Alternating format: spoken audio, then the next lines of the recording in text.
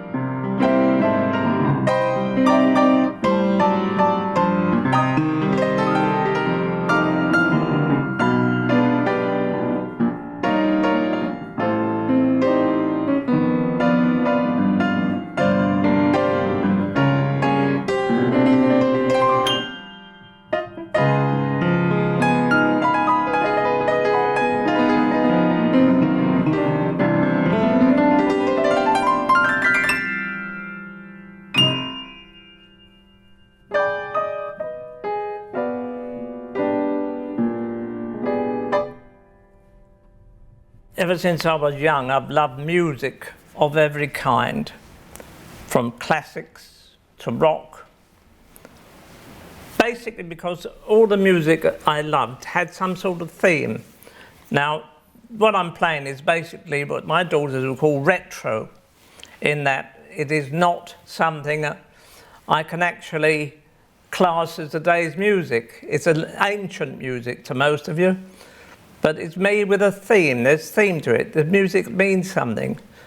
Unfortunately today I can't play the music because I can't hear any themes. All I can hear is really just a lot of noise. Not insulting them, but that's what I can hear. So I'm going to actually play what I feel is good music. And I hope you agree with me.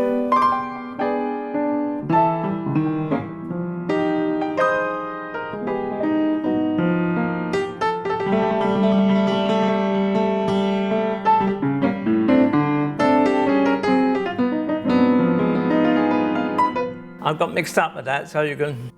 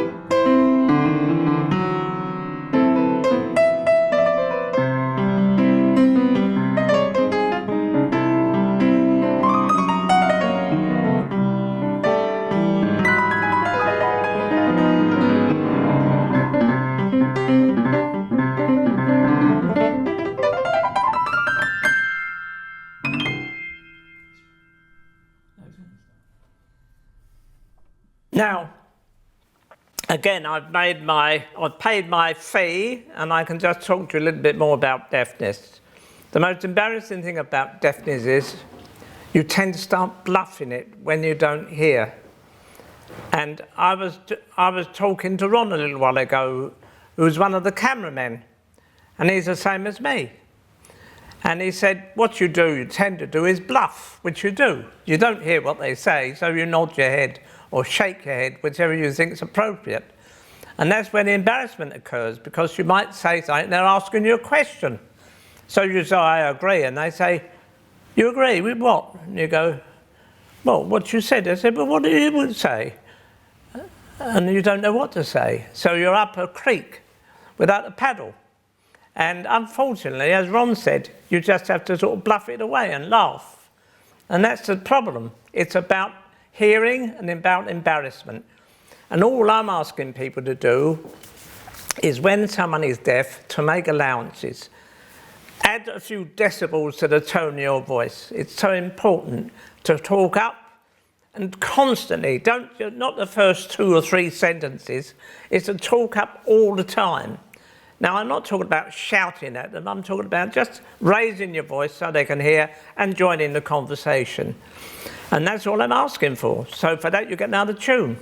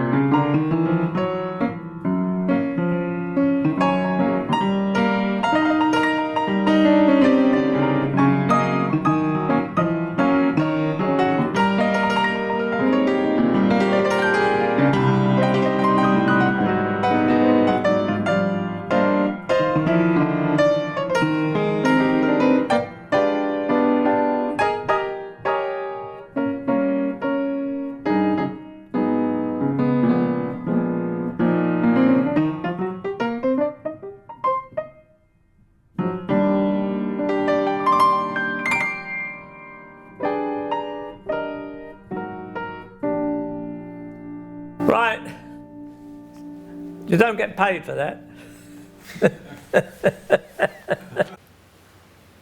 Old black men in the old days, long, long ago, sitting on the veranda of their wooden huts, and those inside who were musicians of a kind, just natural musicians, playing the blues, and I shut my eyes and I play it the same as them. And I love it because it's something that just comes from the mind, from the heart, rather than from a sheet of music. And I'm going to play that for you now.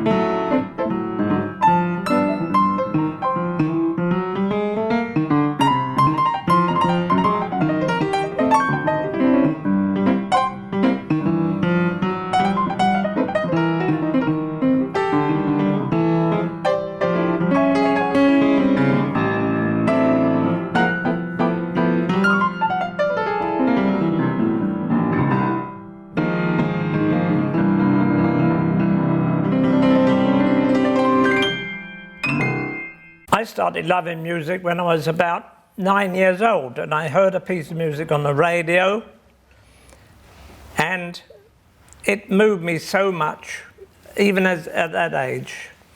And I wanted to find out what it was, because I didn't hear the man pronounce. I heard a few mutterings from him, but nothing drastic. So my sister took me to a music shop in the West End, and the chap said, "Can you remember anything he said?" And I said, "Well, all I remember was prelude and MIDI, prelude MIDI." And he said, and he was a very learned young fellow, and he said, "I think you're talking about Prelude à l'après-midi du Faune by Debussy." And he dug this record out, and it was. And from then on, I just loved classical music as well. And I used to have records of Khachaturian, of Tchaikovsky, of Rachmaninoff, Beethoven, all of them.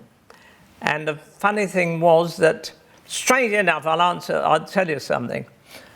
The surgeon I went to initially after I'd had this dangerous, terrible operation that failed, he said to me, "You're in very good company." He said, "Because your disease was the same disease that Beethoven suffered from." He said, and unfortunately he didn't have the facility of a hearing aid. And he had to play by placing his head on the piano to get some sort of response of the sound. And he said, with the hearing aid, it's just bypass all that. And it's a conductive deafness, and your head is full of sound, but it's not coming into you from the outside. And I always remember that, Beethoven. In fact, I was talking to a friend whose mother was with her, and she said to me, "We're so sorry to hear about your deafness." But I was about 20. She said, "I'm so sorry about your deafness, Peter." And I said, "Yeah, I know, I feel bad about it, not to worry." So she said, and I said, "But I'm in good company because Beethoven had it." And she said, "Did he?" She said, "And did he have the same hearing aid as you?" And I said, "Beethoven was born 200 years ago." And her mother said, "Oh, Kathy, you are stupid.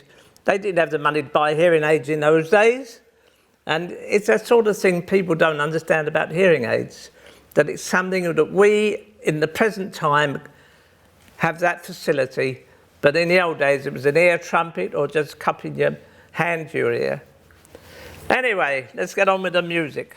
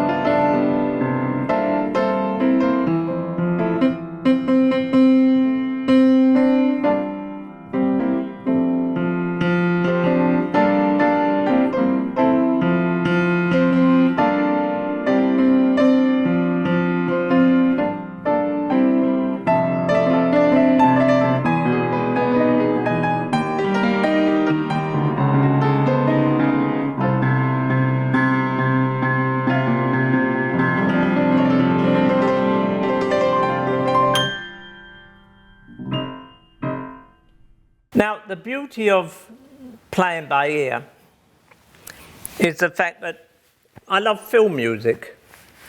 And as a kid, obviously, our only pastime was going to the cinema or playing in the streets. And some of the film music, obviously American, were absolutely fantastic. I used to go home and I'd sit down and play what I just heard.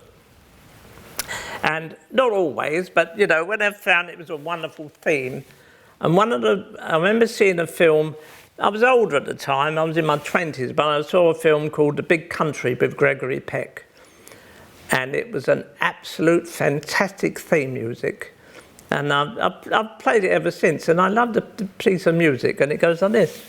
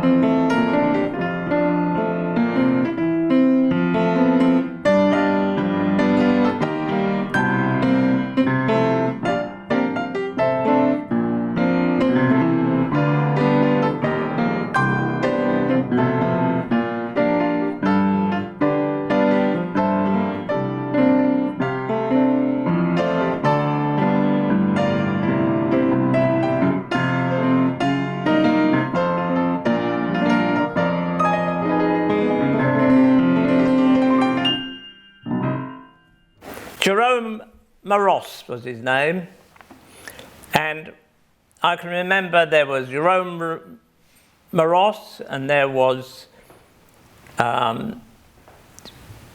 Max Steiner, Miklos Rosa, and all the great, many of them were Hungarian. Erich von Korngold, who wrote the music to Robin Hood, was a fantastic piece of music. Couldn't play that because it's a bit complex. But it's something in those days, you know, the amazing thing was, my wife and I eventually, we bought a villa in Florida. And I've never been to America before. And I suddenly realised that all the suits we thought were all grey in black and white films, either black or grey, were actually blues and reds. It was unbelievable colours. And the tragedy was there was no Technicolor when I was young. And you don't really get the grasp of what it's all about. But all I remember was Robin Hood was in colour, and it was an absolutely fantastic film. And I loved that music in it too. But there you are, it's another story. So I'll go and play you something else now.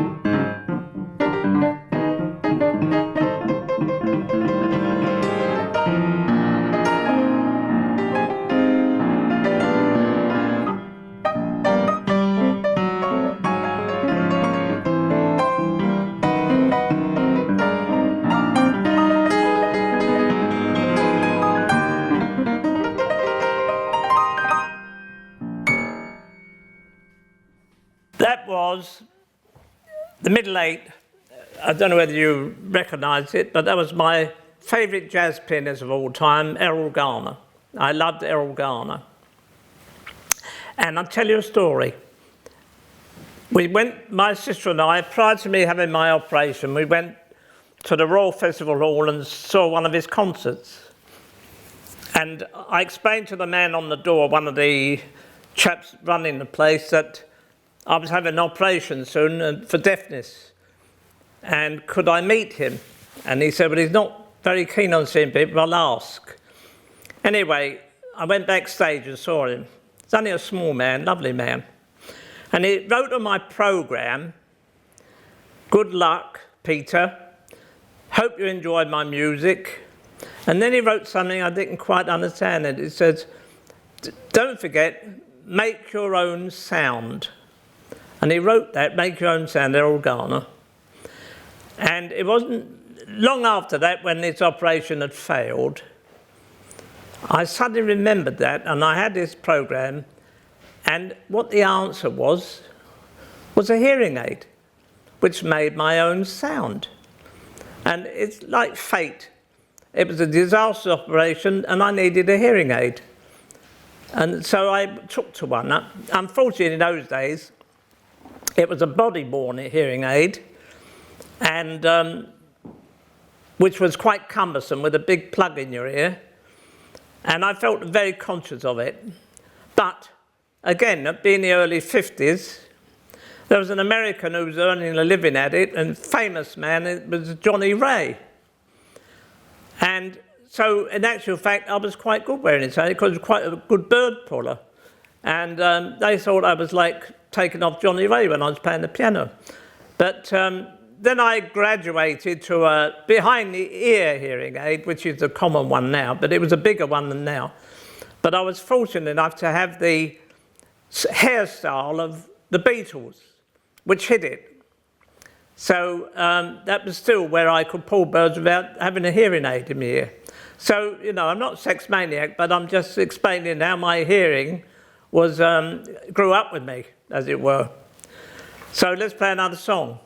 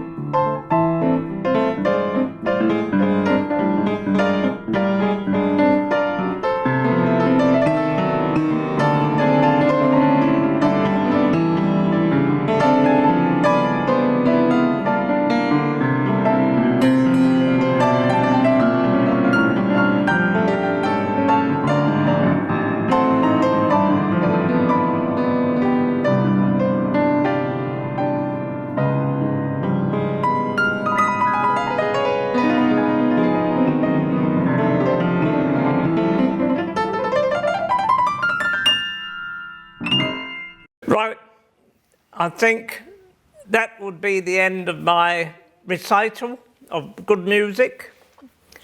And I want to leave you with one message. We're not seeking sympathy. Deaf people, hard of hearing people are not seeking sympathy. What we're seeking is understanding.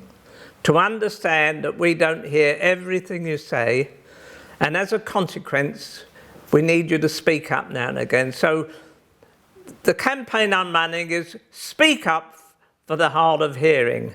Remember that. Speak up for the hard of hearing. God bless you.